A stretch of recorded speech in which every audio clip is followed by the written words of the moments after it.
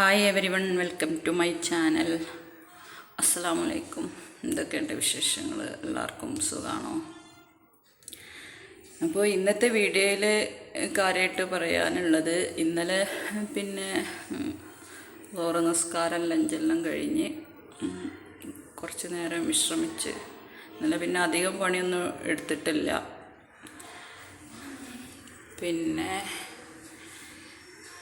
വൈകിട്ട് ഞാൻ എൻ്റെ ഒരു മമ്പറത്തുള്ളൊരു സുഹൃത്തിനെ വിളിച്ചു. അത് കഴിഞ്ഞ് ഡൽഹിയിൽ എനിക്കൊരു ഫ്രണ്ട് ഉണ്ട്, എൻ്റെ കൂടെ BA കാലിക്കറ്റ് യൂണിവേഴ്സിറ്റിയിൽ പഠിച്ച രാമനാട്ടുകരയാണ് അവളുടെ വീട്.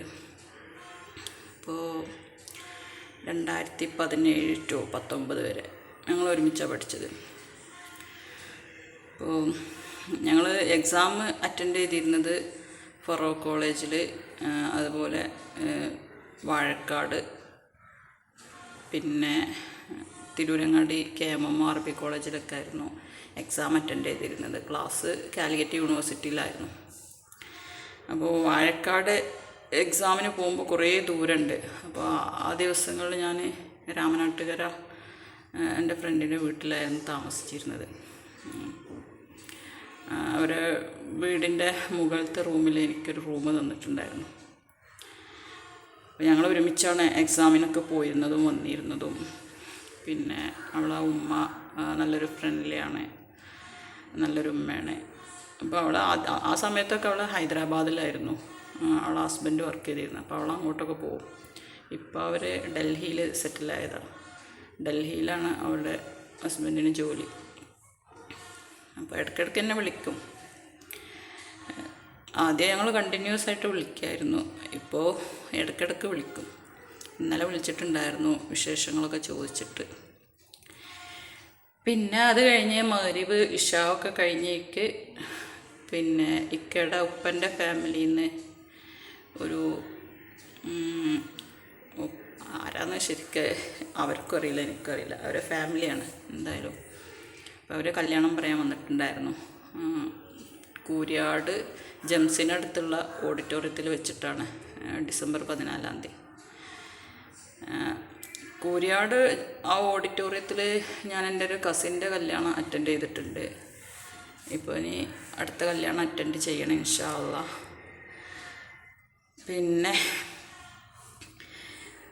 അത് കഴിഞ്ഞ് ഇന്നലെ വന്നപ്പോൾ സീതപ്പഴം, അതുപോലെ പയറ്, കാശ്മീരി ചില്ലി പൗഡർ,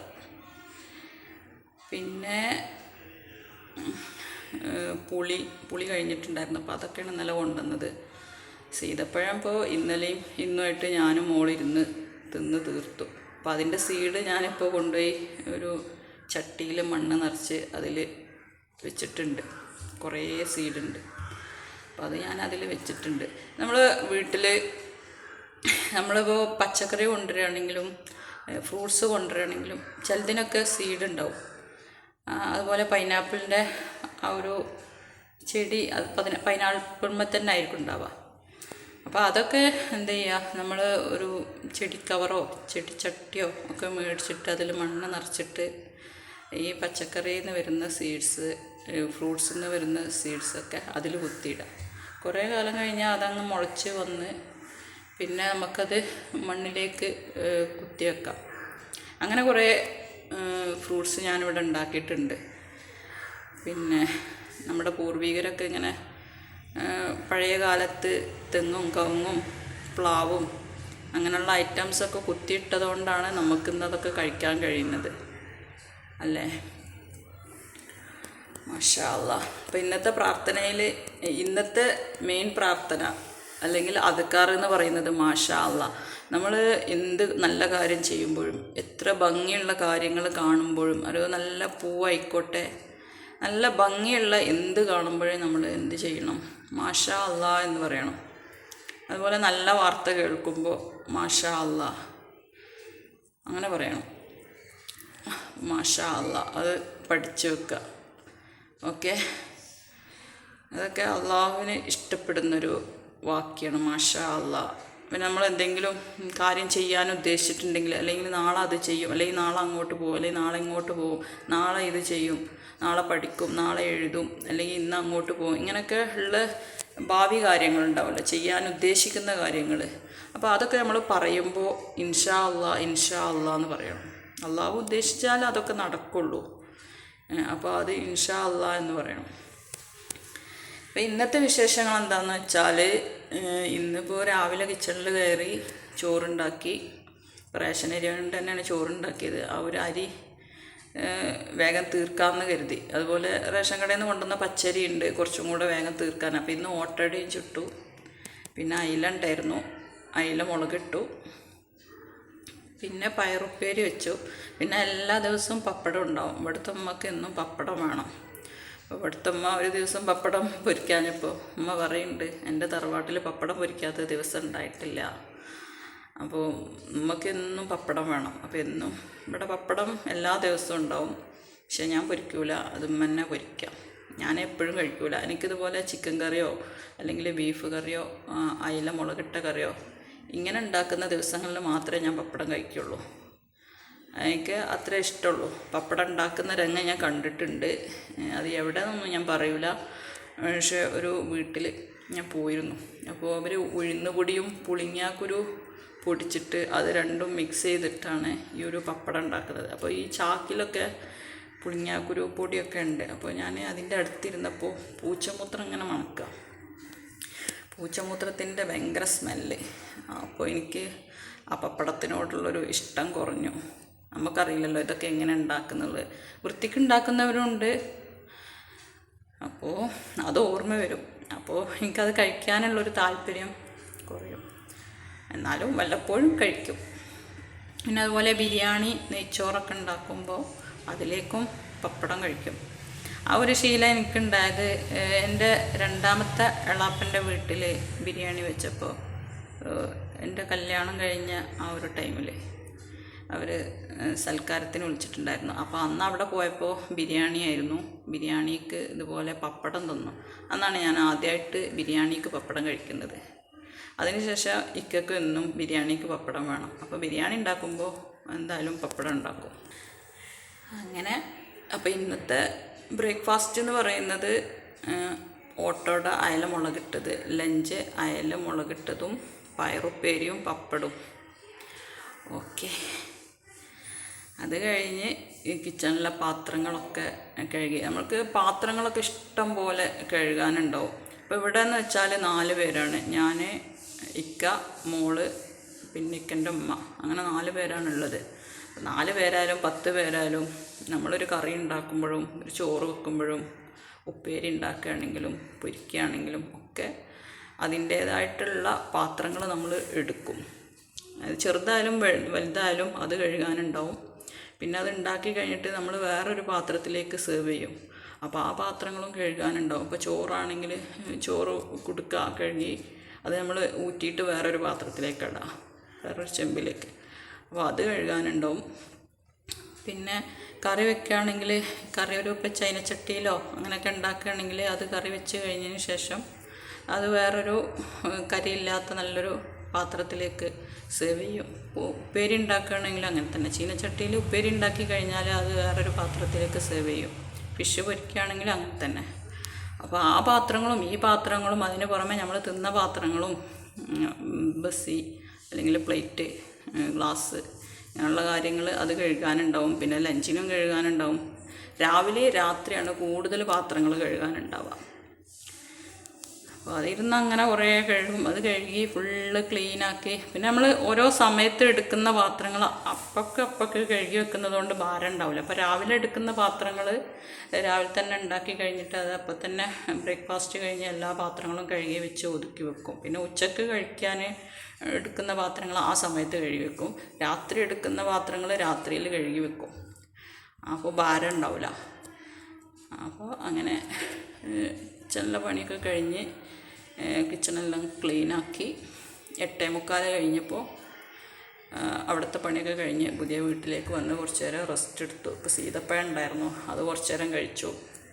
അത് കഴിഞ്ഞ് വീടൊക്കെ ഒന്ന് തുടച്ച് ഡ്രസ്സ് അലക്കാനുള്ളതൊക്കെ അലക്കി പിന്നെ ഇന്ന് മെയിൻ പരിപാടി എന്ന് പറഞ്ഞാൽ ഡൈനിങ് ഹാളിലെ വിൻഡോസ് തുടക്കുക, മാറാല തട്ടുക, അത് ക്ലീൻ ചെയ്ത് പിന്നെ വാഷ് ബേസൊക്കെ ഒന്നും ഇവിടെ എല്ലായിടത്തും തുടച്ച് വൃത്തിയാക്കി ക്ലീൻ ചെയ്ത് അതൊക്കെയായിരുന്നു ഇന്നത്തെ പരിപാടി. പിന്നെ ഡോർമാറ്റ് കഴുകാനുണ്ടാവും, അതൊക്കെ ഇടയ്ക്കിടയ്ക്ക് കഴുകും. പിന്നെ പതിവ് പോലെ സിങ്ക് ബേസ് അതൊക്കെ എന്നും കഴുകാനുള്ളത് തന്നെയാണ്, അതെല്ലാം കഴുകും. എൻ്റെ പരിപാടി അതൊക്കെ തന്നെയാണ്. പിന്നെ എന്ന് പറഞ്ഞാൽ ഇക്കയ്ക്ക് ഒരു സൺഡേ മാത്രമേ ഒഴിവുണ്ടാവുള്ളൂ. അപ്പോൾ ഇക്കയ്ക്ക് ചെയ്യാൻ പറ്റുന്ന പണി എന്താണെന്ന് വെച്ചാൽ രാവിലെ പുറത്തുനിന്ന് ഒരു ബക്കറ്റിൽ വെള്ളം എടുത്ത് തരും, കുടിവെള്ളം. അപ്പോൾ അത് കിച്ചണിലേക്ക് എടുത്ത് വെക്കും, അവിടുന്ന് ഞാൻ അങ്ങോട്ട് എടുത്ത് വെക്കും. പിന്നെ തേങ്ങൻ്റെ ആവശ്യം വരുന്ന ദിവസങ്ങളിലൊക്കെ തേങ്ങ പൊളിച്ചു തരും. പിന്നെ ചായ കുടിക്കുന്ന സമയത്ത് ചായക്ക് ഷുഗർ ആഡ് ചെയ്യുക, അങ്ങനെയുള്ള പരിപാടിയൊക്കെ ചെയ്തു തരും. പിന്നെ അങ്ങനെ ഒരു ദിവസത്തിൽ അങ്ങനെ ചെറിയ ചെറിയ പണികളൊക്കെ ഇക്ക എന്നും ചെയ്തു തരും. പിന്നെ സൺഡേ ഉണ്ടെങ്കിൽ ഇതുപോലെ മുറ്റത്തെ പുല്ല് ഒഴിവാക്കി തരിക, പിന്നെ മാറാലൊക്കെ ഉണ്ടെങ്കിൽ അതൊക്കെ ചിലപ്പോൾ തട്ടിത്തരും. പിന്നെ പുതിയ വീട്ടിൽ മെയിൻ എല്ലാ പണിയും ഞാൻ തന്നെ എടുക്കുക. ഇവിടെ പിന്നെ ആരും അങ്ങനെ പണിയെടുക്കലില്ല. പിന്നെ എനിക്ക് എത്താത്ത ഭാഗം ഉണ്ടാവില്ല, ഫാന്, സീലിങ്ങൊക്കെ മാറാല പൊടി തട്ടണത് അതെനിക്ക് എത്തൂല. അപ്പോൾ അതൊക്കെ ചെയ്തു തരും. ബാക്കി എല്ലാ പണിയൊന്നും ഞാൻ തന്നെ എടുക്കാം. പുതിയ വീട്ടിലെല്ലാ പണിയും എല്ലാ ദിവസവും ചെയ്യും. എല്ലാ പണിയും എല്ലാ ദിവസവും ചെയ്യില്ല, പക്ഷേ സാധാരണ പണികൾ എന്നും ചെയ്യും. പിന്നെ ഓരോ ദിവസം ക്ലീനിങ് ആയിരിക്കും ഓരോരോ റൂമ്. പിന്നെ വലിയ വലിയ ഭാരങ്ങളുണ്ടാവില്ല. അപ്പം ഇന്നലെ മഴ പെയ്തതുകൊണ്ട് മുറ്റത്തൊക്കെ പുല്ലൊക്കെ പറിക്കാൻ പാകത്തിനായിട്ടുണ്ട്. വെള്ളം നിൽക്കുന്നത് കൊണ്ട് പെട്ടെന്ന് കൊത്തിയാൽ അതുകൊണ്ട് പോരും. അപ്പോൾ ഞാൻ ഇക്കൻ്റെ അടുത്ത് ചോദിച്ചു, ഞാൻ കൊത്തട്ടെ? അപ്പോൾ അവർ സമ്മതിച്ചിട്ടില്ല. എനിക്ക് കണ്ടിട്ട് കൊത്തി അവിടെയൊക്കെ ഒന്ന് വൃത്തിയാക്കാൻ നല്ല പൂതിയുണ്ട്, പക്ഷേ ഞാൻ ചെയ്തില്ല. 2 ചട്ടിയിൽ മണ്ണ് നിറച്ചിട്ട് ഒന്നിൽ സീതപ്പഴത്തിൻ്റെ സീഡും പാകി. പിന്നെ ഞാൻ കഴിഞ്ഞ വീഡിയോയിൽ കാണിച്ച പാഷൻ ഫ്രൂട്ട് ഉണ്ടായിരുന്നു, അപ്പോൾ അത് മുറിച്ചിട്ട് അതിൻ്റെ വിത്ത് അതിലേക്ക് പാകി. അപ്പോൾ പാഷൻ ഫ്രൂട്ടൊന്നും ഇപ്പോൾ എനിക്ക് ആവശ്യമില്ല. ഫ്രഷ് കിട്ടിയാൽ ചിലപ്പോൾ കഴിക്കും. അപ്പോൾ ഡാമേജ് ആയതൊന്നും ഞാൻ കഴിക്കലില്ല. അതുപോലെ പിന്നെ മണ്ണിൽ കൊണ്ടുപോയിട്ട് പാകിയിട്ട് മുളപ്പിക്കും. അങ്ങനെ കുറേ ചെടികളും പിന്നെ പച്ചക്കറികളൊക്കെ ഉണ്ടാക്കിയിട്ടുണ്ട്.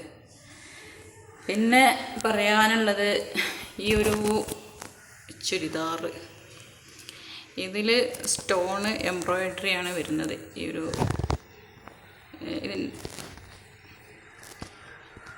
കണ്ടോ? അപ്പോൾ ഇതിൻ്റെ കഴുത്തിലും സ്ലീവിലും അടിയിലൊക്കെ ഇങ്ങനത്തെ വർക്കാണ് വരുന്നത്. ഈ ഒരു ചുരിദാർ ചെമ്മാട്ടിൽ നിന്നാണ് എടുത്തത്. ഏത് ഷോപ്പിൽ നിന്നാണ് എടുത്തതെന്ന് എനിക്ക് ശരിക്കും ഓർമ്മയില്ല. എന്തായാലും 2000 ആയിട്ടുണ്ട്. അപ്പോൾ ഞാനിത് കല്യാണങ്ങൾക്കൊന്നും ഇട്ടിട്ടില്ല, പാർട്ടി വെയറാണ്. പക്ഷേ പുറത്ത് പോകുമ്പോൾ പലയിടത്തും പോകുമ്പോൾ ഞാനിത് യൂസ് ചെയ്തിട്ടുണ്ട്. ഇപ്പോൾ ഈ ഒരു മാസം മുതൽ ഞാനിതൊരു കാഷ്വൽ ഡ്രസ്സാക്കി മാറ്റി. ഇനിയൊന്നും അങ്ങോട്ട് ഈ ഒരു ഡ്രസ്സ് യൂസ് ചെയ്യാമെന്ന് കരുതി. പിന്നെ ഈ ഒരു ഇൻസ്ട്രുമെൻ്റ് കണ്ടോ? ഇതിപ്പോൾ പഴയ വീട്ടിൽ നിന്ന് ഞാൻ എടുത്തുകൊണ്ടുവന്നതാണ്. ഇത് ഞാൻ കുറേ മുമ്പ് കേക്ക് കട്ട് ചെയ്യാൻ വേണ്ടിയിട്ട് മേടിച്ചിരുന്നൊരു ഇൻസ്ട്രുമെൻ്റാണ്. പിന്നെ ഇന്നലെ മോള് ലേസ് വാങ്ങിയപ്പോൾ അതിനോടൊപ്പം കിട്ടിയ ഒരു ഇറേസറാണ്. ഇപ്പോൾ സമയം 11:30 ആവാനായിട്ടുണ്ട്. അപ്പോൾ ഇന്നത്തെ വർക്കൊക്കെ കഴിഞ്ഞ് ഇനി ഒന്ന് കുളിച്ച് ഫ്രഷായിട്ടിരിക്കണം. ഇനി ഇന്ന് ആരൊക്കെ വരിക, ആരൊക്കെ വിളിക്കുക എന്നൊന്നും അറിയില്ല.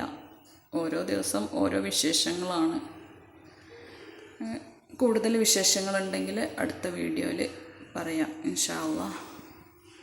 ഓക്കെ, അസ്സലാമു അലൈക്കും.